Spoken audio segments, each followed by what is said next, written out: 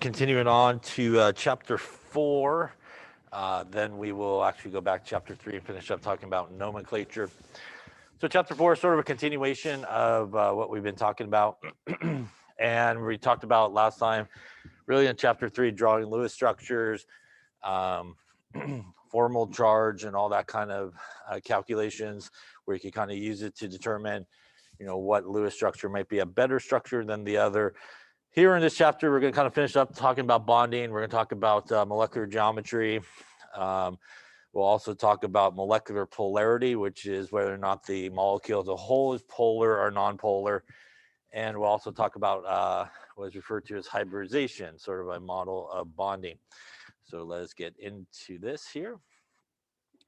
So molecular geometry basically refers to the three-dimensional arrangement of the atoms and molecules in space. We can sort of predict the molecular geometry based on a lot of times the central atom and how many electron pairs there are around it and how many bonds that there are around it. So it's all about, really, when we do geometry, it's always the center atom that's really the most important when you do geometry. And this is obviously when we have 3 or more sort of atoms involved. Obviously, if you only have 2 atoms, there's really no central atom. But anything with 3 or more, there should be at least 1 central atom. Sometimes there's multiple central atoms. And again, just really, you can look at your Lewis structure and really count up how many electron pairs, how many bonds, and that will really give you sort of your geometry. We are going to talk about in this chapter sort of 2 different types of geometry. And one is what is sometimes referred to as the electron pair geometry. And the electron pair geometry describes the arrangement of all the electrons around the central atom.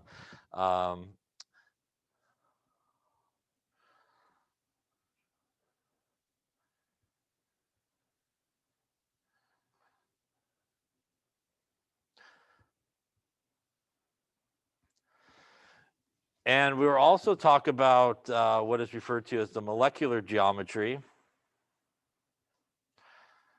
which is also sometimes referred to as the molecular shape or just the shape of the molecule. And that really is sort of the arrangement of the entire molecule, sort of the overall geometry of the entire molecule. And as we'll talk about, what really will affect that is sort of what we use to help us understand the geometry, which is really how many electron pairs there are and how many bonds that are going on. So we will see sort of 2 names for each sort of geometry that we go through. And again, in certain cases, as we'll talk about, sometimes these names are really the same name. Sometimes there will be some different names based on sort of the type of electrons that are present. Now, the basis of sort of this approach is the idea that obviously we are talking about electrons sort of near each other, which is going to happen when we have bonding.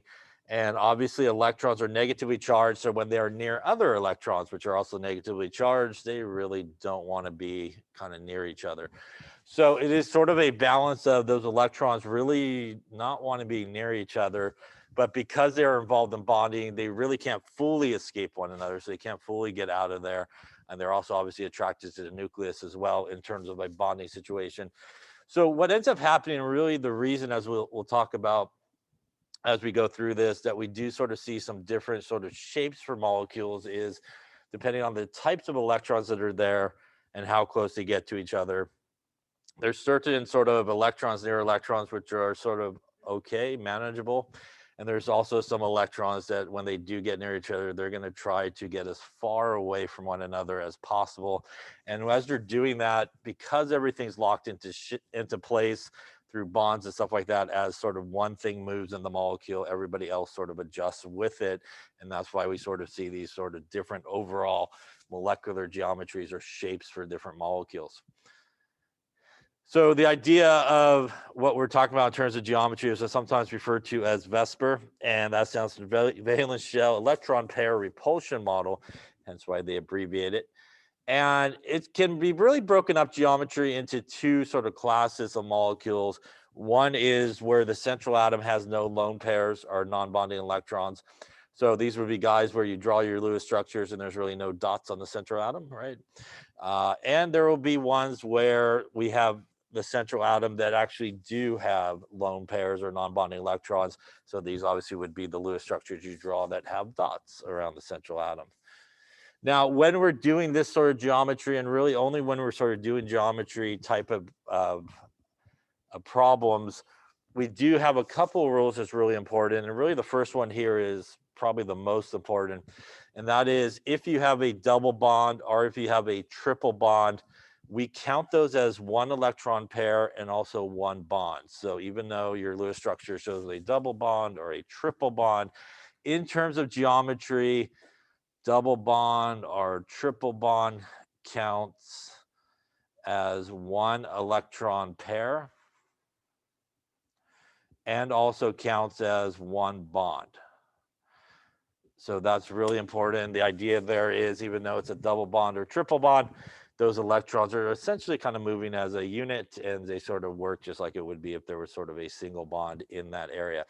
Now, clearly, if you are not doing any type of geometry and you have a double bond or triple bond, you would count it like normal, 2 bonds, 3 bonds.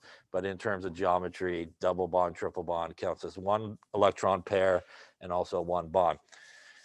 The other one's sort of important as well, but you know, we talked about resonance structures the other day, and obviously you could apply geometry to any resonance structure that you draw.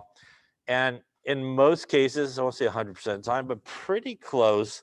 If you draw the resonance structures, no matter which sort of structure you choose to do geometry for, they will all sort of come out the same. So, you know, for example, we had carbonate, they will all come out the same.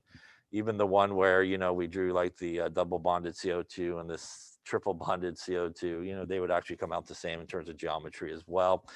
So usually with resonance structures, you could apply geometry to one of the structures and it usually will be pretty much the same geometry for everybody else that is present.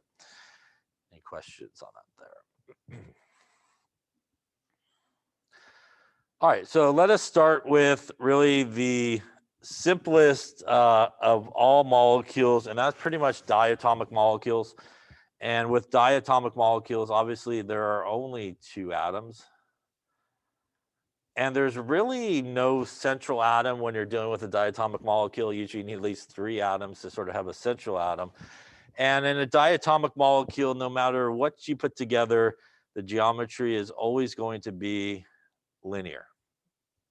So linear geometry, basically a straight line, right? It's 2 points are basically at opposite ends of a straight line. So once you see any type of diatomic molecule, it doesn't matter if it's single bonded, double bonded, triple bonded. It doesn't matter if it's 2 of the same, 2 different ones. The geometry will always be linear. So if we had something like F2 that we saw before, the geometry here would be linear. We had something like HCl. The geometry here would be linear. We had a little oxygen there, double bond, geometry would be linear. So it doesn't matter, double bond, triple bond, single bonds, same elements, different elements. Pretty much that's a pretty easy one to give the geometry for. You pretty much just write linear and kind of move on because there's really only 2 involved there. Any questions on that there? All right, so it does get a little bit more complicated, I guess, when we are dealing with 3 or more atoms. So what we're going to talk about now are really sort of molecules or ions that have 3 or more atoms. So the first situation is a central atom where we basically have 2 things attached.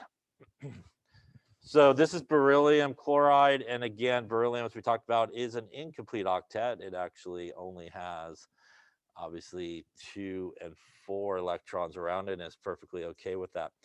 Now, in terms of doing geometry, and if you draw your Lewis structure, which most likely you will if you are doing some type of geometry, the most important thing to look at is always the central atom. And really the easiest thing to sort of think about is how many electron pairs there are and how many bonds. So in this case, electron pairs. And when we're counting electron pairs around the central atom, it doesn't matter if they're lines, they're dots, it's any type of electrons that are present. In this particular case here, we have 1 electron pair and 2 electron pairs around the central atom. So something with 2 electron pairs and the electron pair geometry name, which we were talking about before, with 2 electron pairs is going to be linear. So basically there's 2 electron pairs around there and it's going to be linear. Now, in terms of bonds, it also has 2 bonds in this case. So if we look at there, the 2 things highlighted are also bonds. So something with 2 electron pairs and 2 bonds, the molecular geometry name, or the shape of it, is also going to be linear in this case.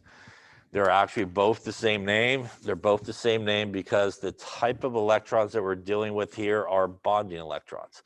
So in this particular case, these bonding electrons here decide we really don't want to be near each other. So we're going to get as far away as possible. So as far away as possible is basically on opposite sides of a straight line in this case. And because there's only 2 things bound there, they're able to really separate themselves out into the sort of that straight line and get that big distance. The bond angle here is 180 degrees from each other. Bonding electrons able to spread out, putting everybody as far away as possible and still obviously maintaining the bond, giving us the geometry of linear and linear here. Any questions on that there?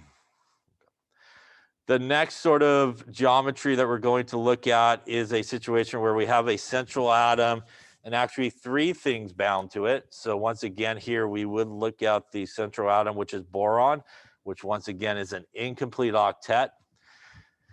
It has, in terms of electron pairs, 1 electron pair, 2 electron pairs, and 3 electron pairs happening there.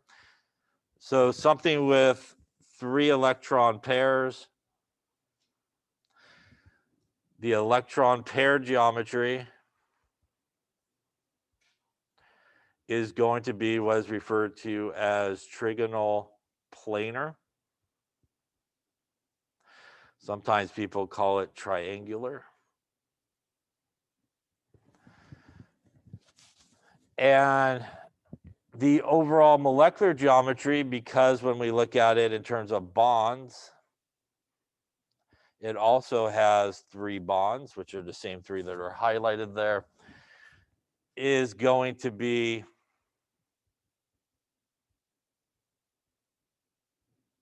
also trigonal planar.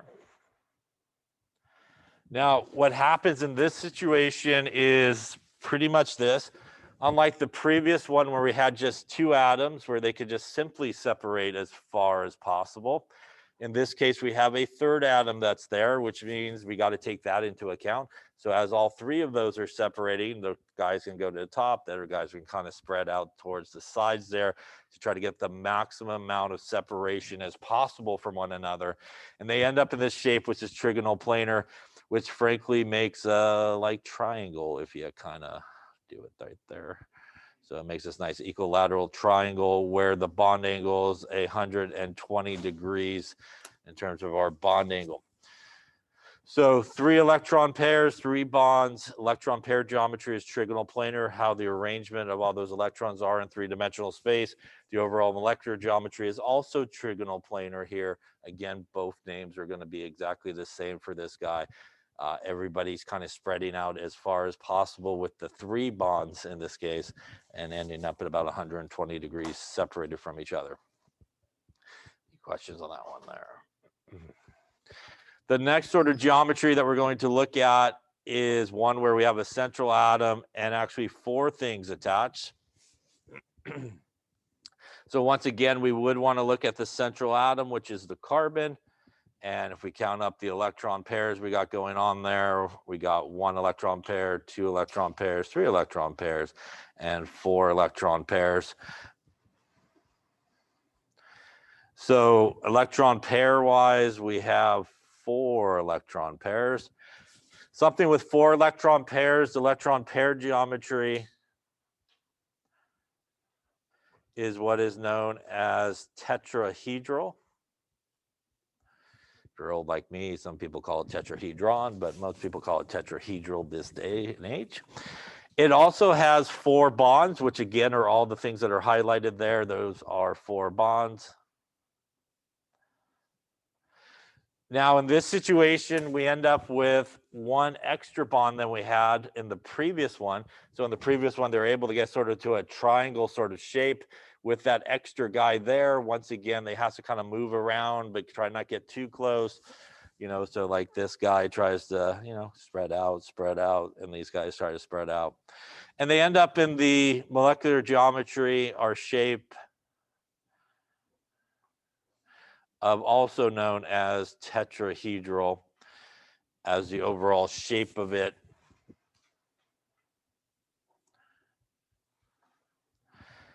And what they're able to end up getting sort of away from each other at a bond angle of about 109.5, which is the typical tetrahedral sort of shape. It sort of makes like a triangle on the face of it and more a little bit like a pyramidal type shape on the bottom of it, as well as their sort of typical tetrahedral shape.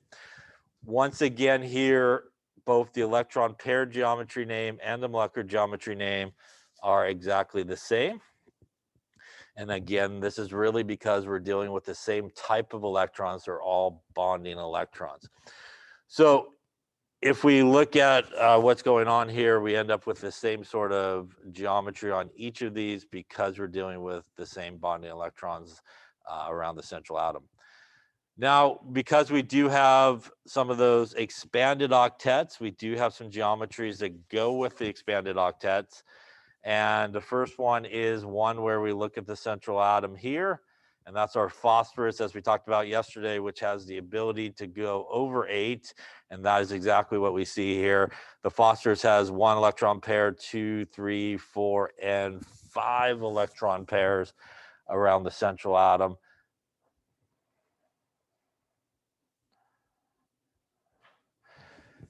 It also has, in terms of bonds, 5 bonds as well, the same 5.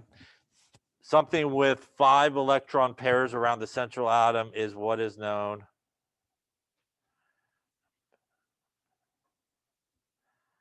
so the electron pair geometry is triangular.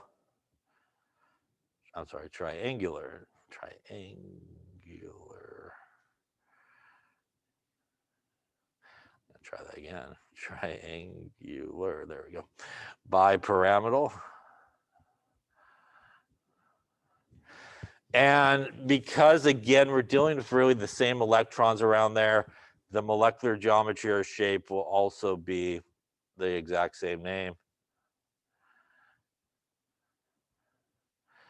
Also be triangular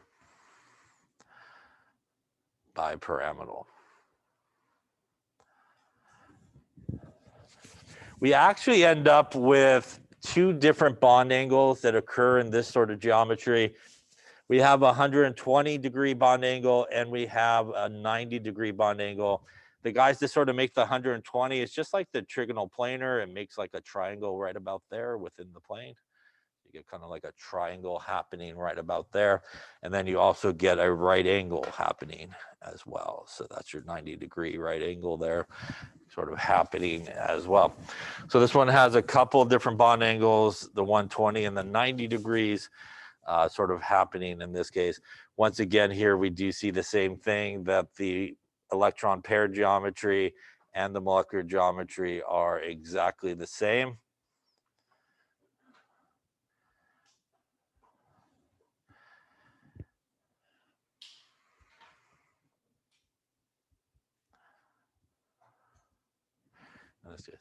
So this is those expanded octets that we talked about, which obviously have some geometries that go with it. And we also talked about one more sort of expanded octet that they could actually go one more. And that would be what will happen in our next situation, where we have a central atom and 6 things attached, like SF6. So in this particular case, central atom here, we got, in terms of electron pairs, there are 6 of them around that guy. Again, 1, 2, 3, 4, 5, and 6 happening. We also have, in this case as well, 6 bonds.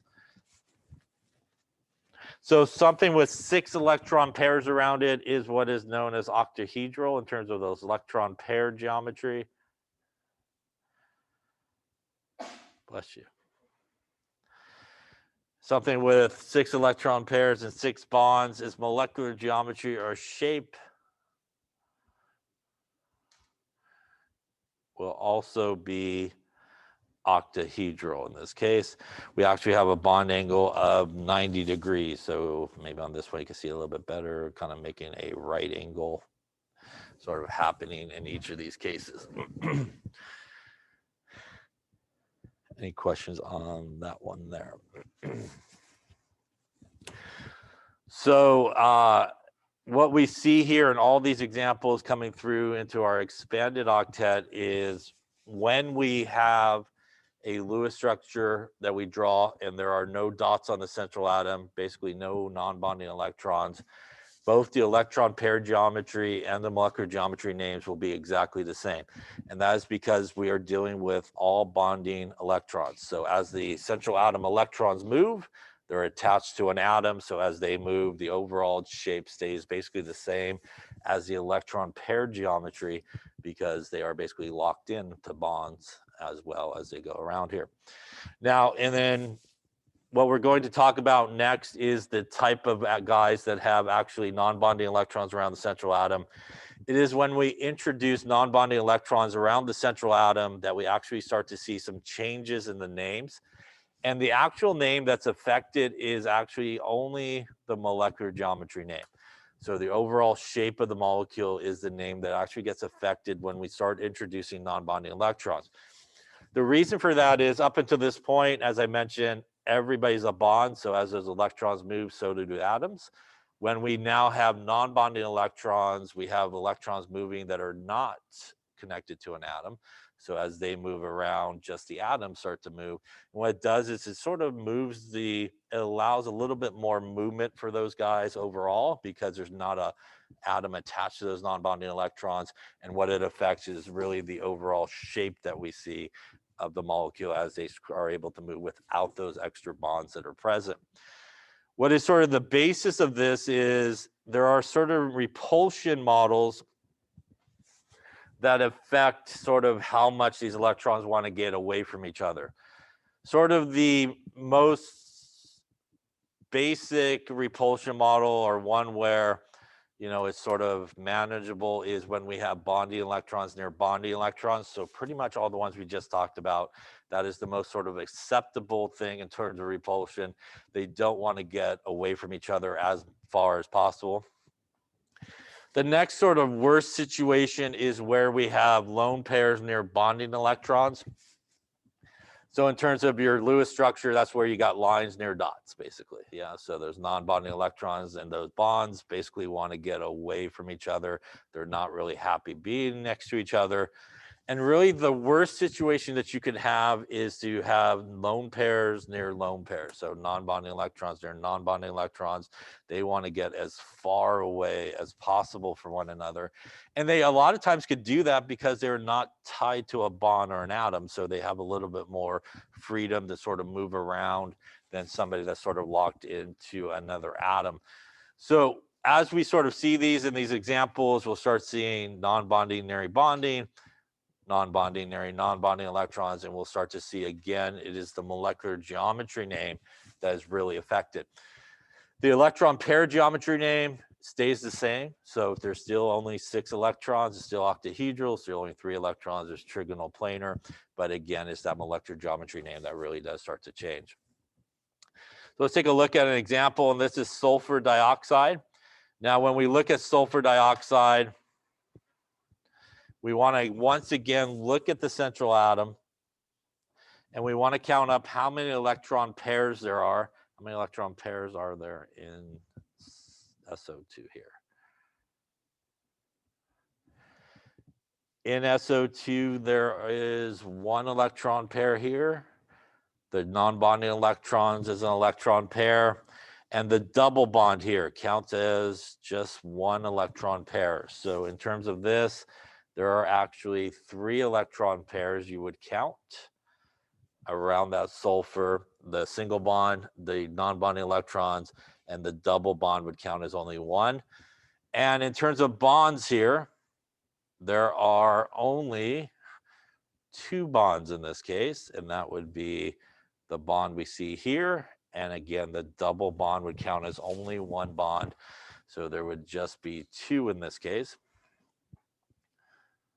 First off, any questions on how we count those things? So.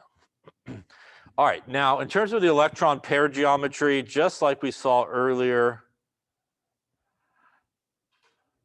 something with 3 electron pairs is always going to be trigonal planar.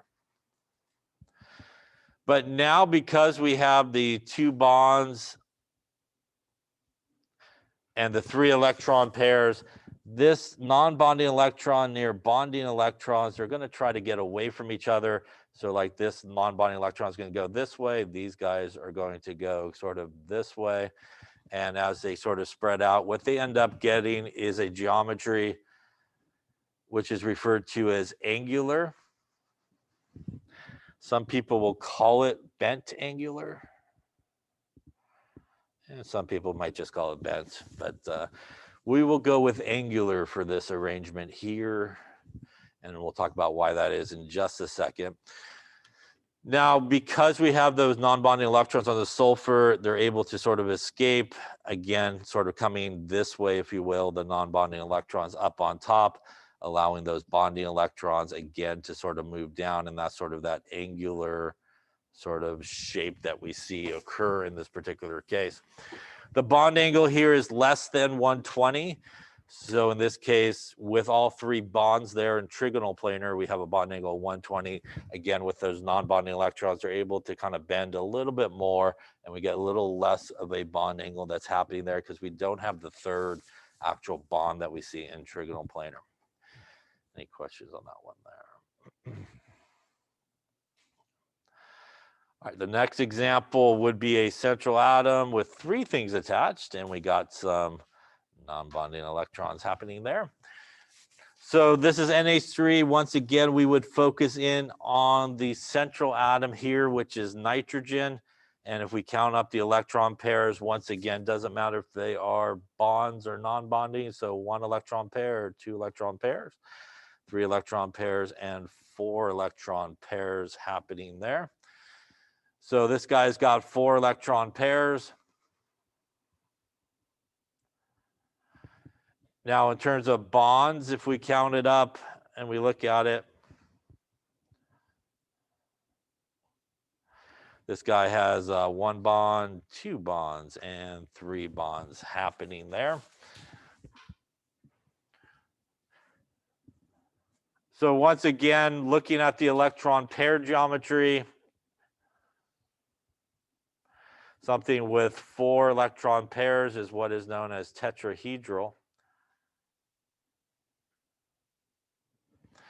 Once again here, we don't have 4 bonds. We have that non-bonding electrons, which as you can see here, will kind of go upwards because they want to get as far away as possible. These guys will go down, but once again, we have that 3rd bond there, which means they're going to try to keep some space between them. And what we end up with here in terms of the molecular geometry is what is known as Trigonal Pyramid. And as you can see here, kind of makes a triangle up on top and this pyramidal type shape there coming down on the bottom there. Now, let's take a second to talk about 2 names here that we've seen. One that we see here, which is Trigonal Pyramid, and the one that we saw earlier, which was Trigonal Planar, which is 3 electron pairs and 3 bonds. These are different things. They represent different things here. And you should write either trigonal pyramid or trigonal planar. You should not just write trigonal. and let me choose, because I will choose wrong and give you an X. Yeah, so do not just write trigonal. You need to write trigonal planar, trigonal pyramid. Are my other favorite thing. You should not do this. It is trigonal planar. Yeah, clearly I wrote planar. Or pyramid. Yeah, clearly I wrote pyramid there. So, you know, to make sure you do choose. They are different. They do not mean the same. And writing trigonal is not enough. You need to write the rest of it. In terms of the bond angle here, once again, because we do have those non-bonding electrons, going to allow them to kind of move a little bit more than what we typically see with our tetrahedral, and it's less than 109.5. And as you can see here, it's 107.3 degrees is what we see here in ammonia. And again, they get a little bit more room for movement without that fourth bond that we see in a typical tetrahedral. It allows it to really kind of move a little bit more. And that's really why we see the difference in the molecular geometry there. Any questions on that one? Next example would be something like water here. And water, if we look at the central atom, has 4 electron pairs around it. 1 electron pair, 2, 3, and 4 electron pairs.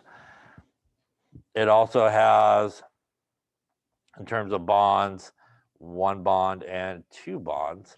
So it has 4 electron pairs and 2 bonds.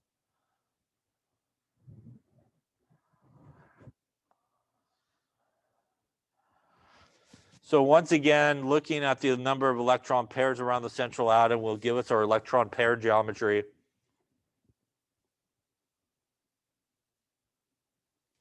And that would be tetrahedral because it got 4 electron pairs. In this particular example of water, we have pretty much all the electron pair repulsions that happen. We have bonding electrons near bonding. We have non-bonding near non-bonding. Non-bonding near bonding. And we have the worst thing, which is these non-bonding electrons near non-bonding electrons. So they try to go, again, as far away as possible from one another. But as those bonds will also move, and we end up with a molecular geometry there, bent or V-shaped.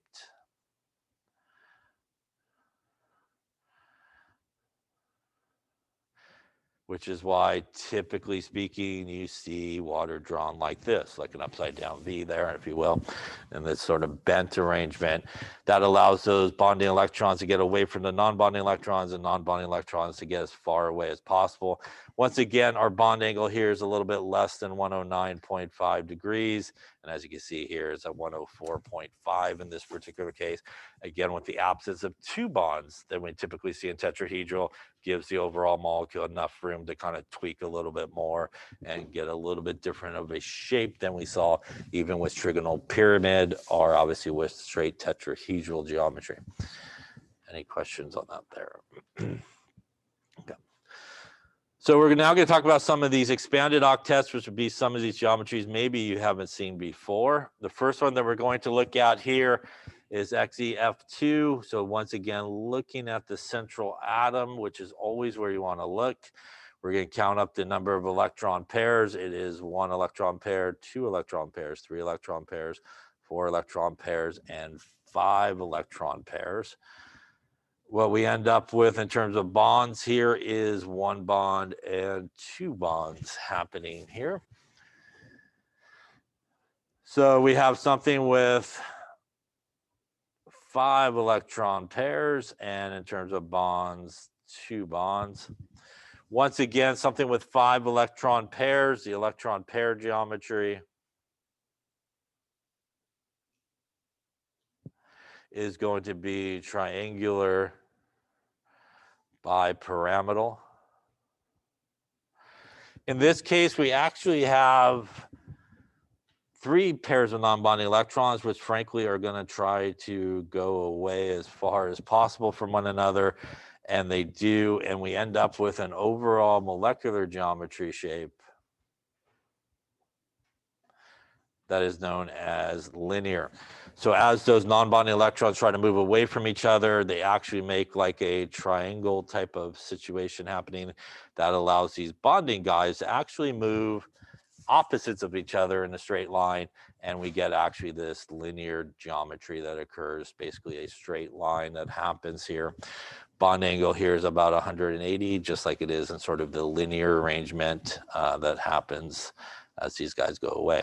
So again, our non-bonding electrons sort of go this way and this way, allowing these bonding guys to sort of keep a distance as well from each other, and they end up being opposite sides of a straight line. This is obviously, again, the expanded octet with 5 electron pairs around the central atom. Questions on that one there? Next one will also have 5 electron pairs around the central atom. And this is something like ClF3. If we look once again at the central atom and count up our electron pairs, we are going to hit 5 again. So 1, 2, 3, 4, and 5. In terms of bonds here, we are looking actually at 1 extra bond than what we just had. 1 bond, 2 bonds, and 3 bonds happening there. So we got 5 electron pairs. And bonds, we have 3. Once again, the electron pair geometry is dominated by how many electron pairs there are, and it is 5. So the electron pair geometry is once again going to be triangular bipyramidal. In this case, we have that 3rd bond. So once again, these guys are going to try to separate from each other. We're going to get these non-bonding electrons kind of coming out this way to also try to keep the distance. And what we end up with is a molecular shape, or geometry of what is known as T-shaped.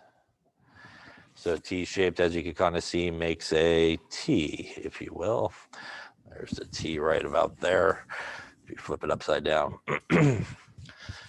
Bond angle here again would be a little bit less than 120 and 90 degrees. You'd actually get like a 90 actually happening right there, would be a 90-degree sort of guy that's happening.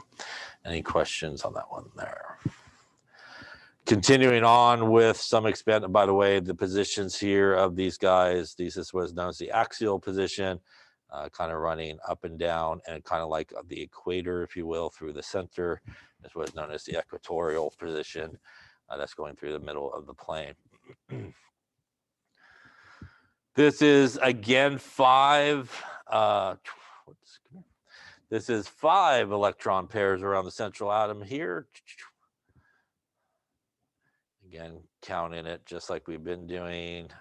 1, 2, 3, 4, and 5. And in terms of bonds here, we're up to 4 bonds on this guy. We got 1, 2, 3, 4 bonds.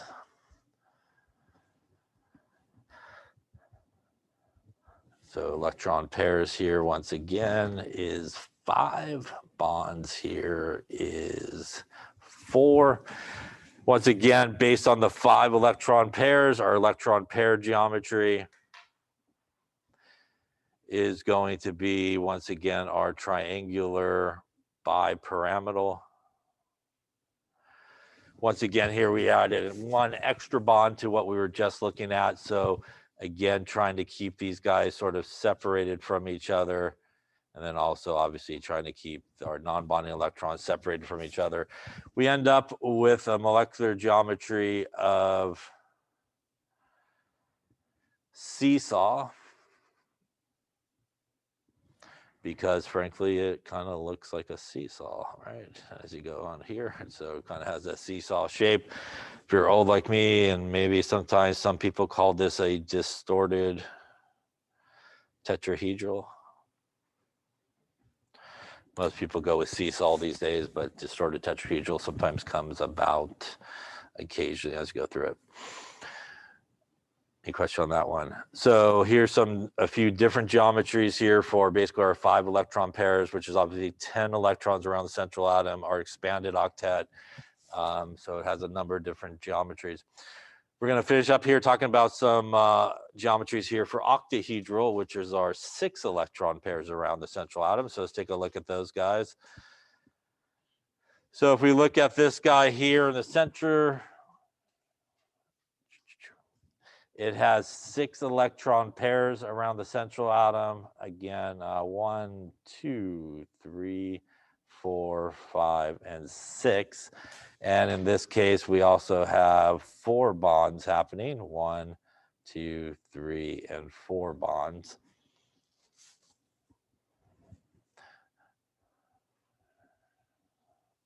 So 6 and 4 here. So once again, the electron pair geometry is based on the total number of electron pairs there are around the central atom. And in this case, that would be 6, which would give us a octahedral geometry. In this case, we have 4 bonds and 2 non-bonding electrons. So what ends up happening is these non-bonding electrons sort of come away from each other. That allows these guys to sort of spread out. And what we end up getting is actually a square that is within a plane, hence the name square planar, basically. So we end up with this geometry known as square planar. So we end up with our molecular geometry of square planar.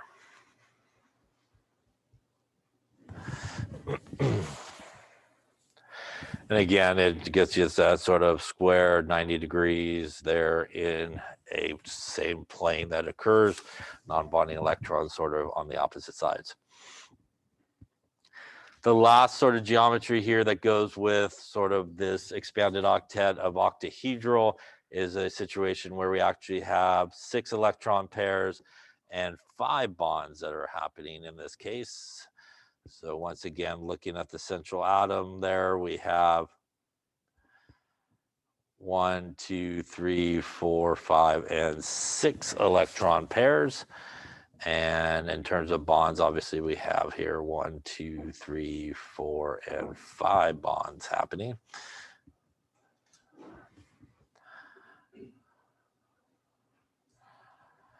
So 6 electron pairs and 5 bonds. Once again, because there's 6 electron pairs, we are going to see, not 6, we're going to see an electron pair geometry of octahedral. And our molecular geometry, or the shape of it, is going to make this square pyramid. So as you can see, sort of a pyramidal type shape coming down here, but also you still have that square on the bottom. So you get this square pyramidal as well. So what we see here is as we start to introduce non-bonding electrons to the central atom, a couple of things sort of occur. We start to get the different types of electron-electron repulsion that occurs, and a lot of times we get non-bonding or non-bonding, which again is the worst. We also sort of free up the molecule, if you will, because those non-bonding electrons are not attached to an actual atom, that they're able to move a little bit more. Again, the result of this is the name that actually changes just the molecular geometry, our shape of it. The electron pair geometry is always based off of how many electron pairs there are. And again, the overall shape does sort of change. Any questions on that there? Personally, this is the best way to sort of know this is really electron pairs and bonds. And frankly, it is sort of a memorization thing. Most people can't visualize 3 dimensions in their head, myself included. So just kind of memorizing. And that's really the simplest way to kind of look at it. How many bonds or how many electron pairs and how many bonds, and the names that basically go with it is sort of the best sort of approach for most people to sort of know this. You have a similar table in your book here, but again, this kind of goes over the different types of ones we talked.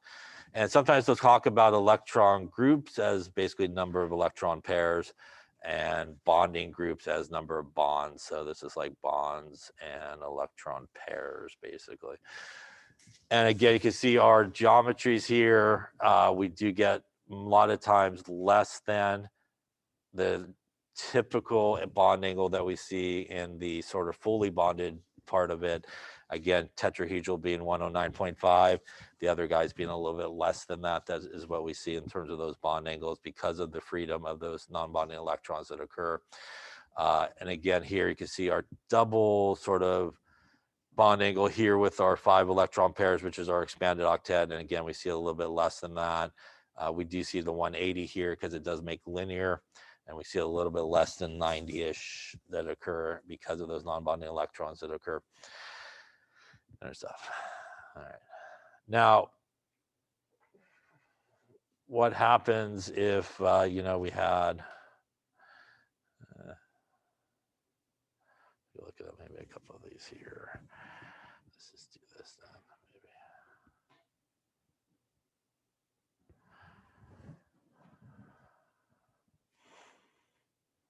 All right. So let's say we had something like this, for example.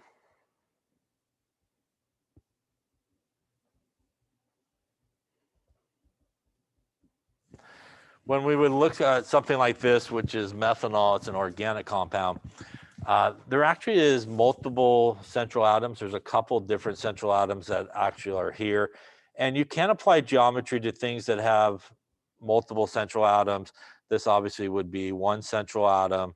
And obviously here, the oxygen would be a central atom. And typically what you do if you do have sort of more than one central atom is you do the geometry for each one sort of separate from each other. So what you would typically do is, can't really do it on the screen, but you kind of put your hand over this side of the molecule, if you will, and you look at the carbon.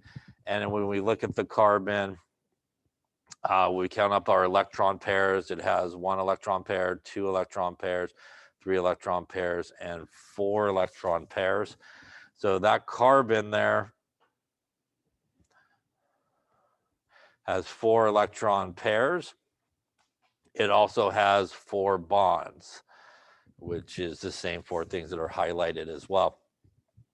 So in terms of the carbon, the electron pair geometry is tetrahedral because it has 4 electron pairs. The molecular geometry or shape of it would also be, if I could write it, tetrahedral, because it is basically no non-bonding electrons on a carbon. So once again, the geometry of both those guys would be the same. Now what we would do is basically then kind of put our hand over the other side, and we would look at just the oxygen side of this compound. And if we look at just the oxygen side here and count the electron pairs, it has 1 electron pair, 2 electron pairs, 3 electron pairs, and 4 electron pairs in this case. So looking at the oxygen side here, it has 4 electron pairs. Now, in terms of bonds, it has 1 bond there and 1 bond there. It has 2 bonds only. So for the oxygen, its electron pair geometry would also be tetrahedral because it has 4 electron pairs around it. And its molecular geometry, though, would be bent or V-shaped because of those 2 non-bonding electron pairs. So really, if you were to build this model, you would see a sort of tetrahedral arrangement here coming into the oxygen, which then would become this sort of bent or V-shaped type of molecule. So if you have multiple central atoms, you definitely can do the geometry for each one separately, and basically just kind of put your hand over the other end of it. Obviously, the bond that connects the things that you would technically put your hand over counts for both sides when you're counting them up in terms of electron pairs and bonds. Question on that there? Yes? Well, there is actually a difference between bent and angular. Angular is really, I'll learn to spell one of these days. Angular is really a bond angle of about 120 degrees, and really bent or V-shape is really a bond angle of like 109.5. So there actually is a pretty difference in sort of the angle that happens. The water is a little bit more sharper of an angle, and the sort of angular is a little bit more kind of a spread out of an angle. And that's why we're going to use in this class sort of the difference between the two, which is angular for basically 3 electron pairs and 2 bonds, and bent or V-shaped for the 4 electron pairs and 2 bonds. Because there really is a difference in terms of the bond angle. I will be honest with you, some people will just use bent for both of them, but there is actually that difference in sort of the angle of the bond that we see in those 2 guys. Do you have a question in the back? Or? Same question, yeah. So there is a difference. So just so we're clear, if it is 3 electron pairs and 2 bonds like we saw in SO2, then we will use angular to describe that. And again, just a side note, people will still use bent for that. And sometimes people will use bent angular like we sort of wrote there. And if it is 4 electron pairs and 2 bonds, it will be bent or V-shaped. And that is really the difference between it. It's really the bond angle that we see in each of those. Really something like bent or V-shaped is down to like 104-ish or so. Yeah, and probably something that's angular is like, 118 or so. So there's that difference in sort of the angle of the bond that we see there. Other questions on that? Okay. So if we look at, let's see here.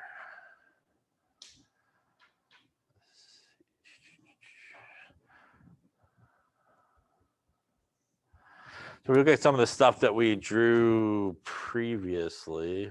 Some is what you want to focus in on. So if we look at our carbon here in our first one, in terms of electron pairs, it has 3 electron pairs, 1, 2, and 3. It also has, in terms of bonds, 3 bonds. So once again, something with 3 electron pairs, the electron pair geometry would be trigonal planar. And the molecular geometry would also be trigonal planar as well. Any questions on that one? Once again, double bond counts as 1 electron pair and 1 bond. Looking at the central one here, which is our sulfur, it has, in terms of electron pairs, it has 4 electron pairs. That would be 1, 2, 3, and 4. In terms of bonds, it has only 2, which obviously would be these 2 right here. Now, something with 4 electron pairs, the electron pair geometry name there, would be tetrahedral. And with 4 electron pairs and 2 bonds, again, those non-bonding electrons are going to try to escape. So we would get a molecular geometry of bent or V-shaped, just like we see in water in this case. Any question on that there? Looking at this one, frankly, there is no central atom. It's diatomic, which means, frankly, we just write linear and move on. And so that is the sort of geometry that is there. Not really any type of bond angles or anything like that. Is, you kind of need 3 to make an angle sort of deal. So it'd just be linear in this case. Again, it doesn't matter if it's double bonded, triple bonded, or single bonded. Same element, different elements. If there's just 2, it's going to be linear. Coming down to here, this sulfur has 1, 2, 3, and 4 electron pairs. It has, in this case, also 4 bonds, as they are all bonding electrons. So once again, something with 4 electron pairs, the electron pair geometry would be tetrahedral. And the molecular geometry in this case would also be tetrahedral. In this case, again, all bonding electrons, no non-bonding electrons, so both names will be the same. Exactly what we see above there, that they are both the same. Any questions on that one there? Here to our xenon in the middle, we have 1, 2, 3, 4, 5, and 6 electron pairs. And in this case, in terms of bonds, we have 4 bonds that are happening there. In terms of electron pair geometry name, it is going to be octahedral because of those 6 electron pairs. In terms of the molecular geometry name, this is the one where it will basically make that square that happens there within a plane as those non-bonding electrons basically go out to the sides there, giving us a molecular geometry of square planar. Any questions on that one there? This is the one that we saw that was sort of our formal charge discussion of basically this guy over here. If I could get to it here, maybe this and this. And we were comparing it to this guy here. So once again, this was sort of the, as we sort of figured out with our formal charge, this was really a better structure because we did sort of lower the formal charge. Now, in terms of geometry, as we had for this guy, the electron pair geometry was tetrahedral. And our molecular geometry was also tetrahedral. If we do the same sort of geometry, or apply the same geometry to this guy here, we will see that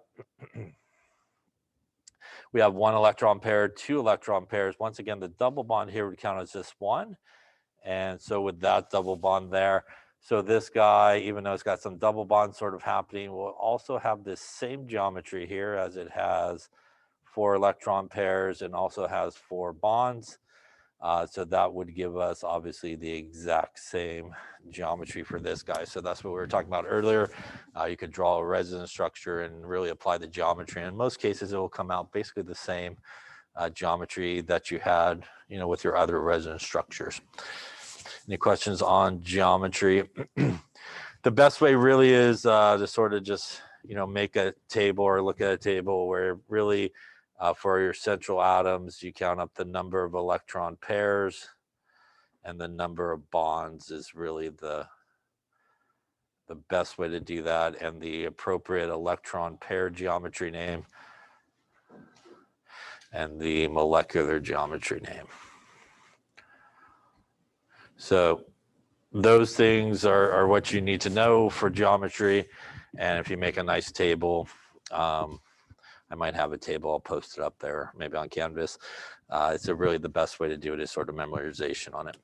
Any questions on geometry here?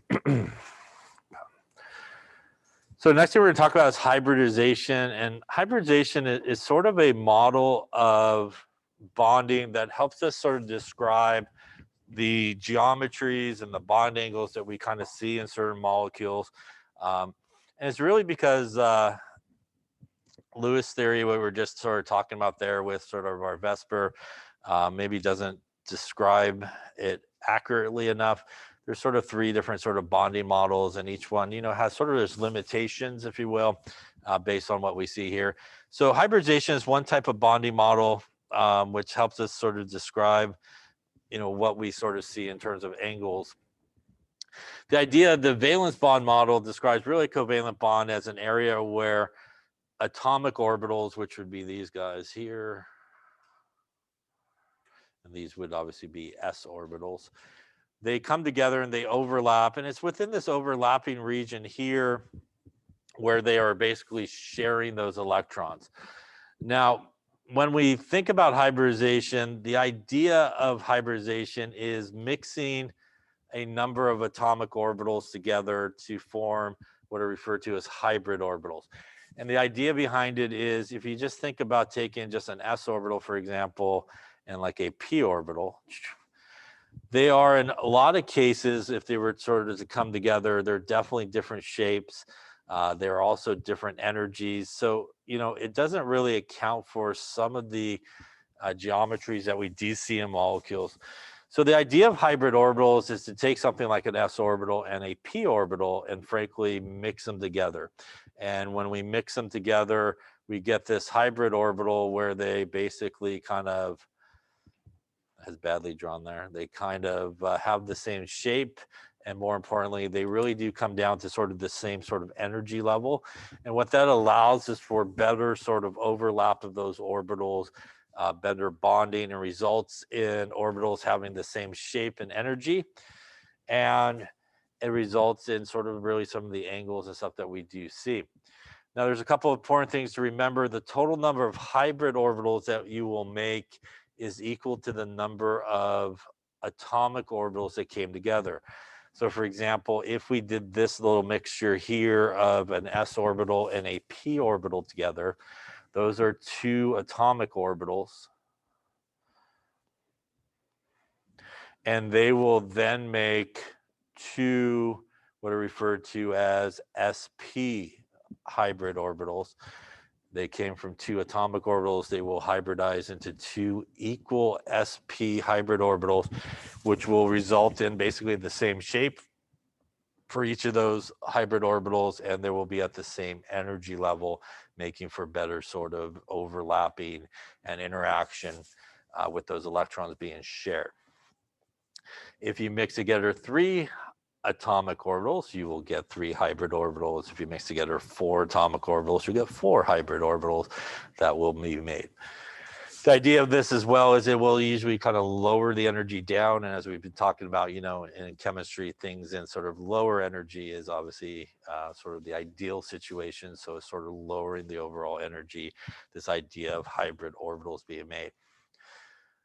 So let's take a look at really the simplest hybrid orbital, which is kind of what I just did there. I basically took an s orbital and a p orbital, and we put them together, and we get this hybrid orbital. So you can kind of see the s orbital there, and right about here is our p orbital, right? That kind of figure 8 or teardrop shape. When they come together, they kind of make these kidney shaped orbitals here, which are basically the same energy. When we look at this, we basically make two sp orbitals. So once again, we have our s, we have our p orbital that's going to hybridize and make two sp orbitals.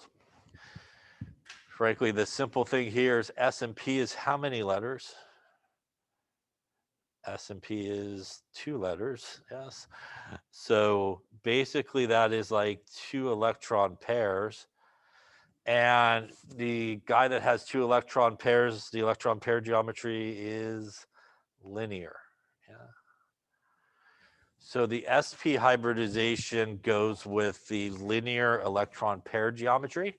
It has a bond angle, as we can see here, like we see in linear, of 180 degrees separation from them. So hybrid orbitals go with certain geometries, and they go with the electron pair geometry that we just talked about. So something with basically 2 electron pairs should hybridize in the sp hybridization. So how is an easy way to sort of figure out hybridization is really that you would count up the electron pairs in your Lewis structure like you were doing geometry. So once again, if you had a double bond or triple bond, it would count as 1 electron pair, and that would correspond to a specific hybrid orbital. So for example, here, if we look at BeF2, and what we're looking at here is a couple of things here. First off, this is beryllium. And that is beryllium. That is number 4 in the periodic table, 1s2, 2s2. That is the 2 valence electrons that we are looking at here for beryllium. That is these 2 guys right here. In the process of the hybridization process, what always occurs is this: an electron from the lower energy level finds its way up to the higher energy level. So that electron kind of promotes itself up to a higher energy level. It's at that point that we get hybridization of these 2 atomic orbitals that have electrons in it in this case. And that results in our 2 sp orbitals happening here. So our 2 sp orbitals that are happening. We also see, though, right, because P has 3 different orbitals, we actually get what are sometimes referred to as unhybridized P orbitals. And these are just regular P orbitals that didn't go through hybridization. So these are still our, like, you know, figure 8s, if you will, sort of happening here. Reminder that, like we talked about, this is really our PX box, right? This is our PY box, and that is our PZ box, right? Which means we have the PY and the PZ orbital there that really didn't get hybridized in this case. So the idea is we now just made basically these two hybrid orbitals, which frankly can bond with fluorine and make a bond to fluorine and make a bond to fluorine. And that is what would be happening in this case.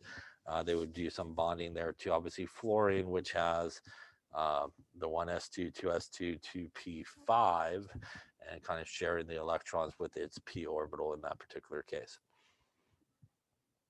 Any questions on that there? All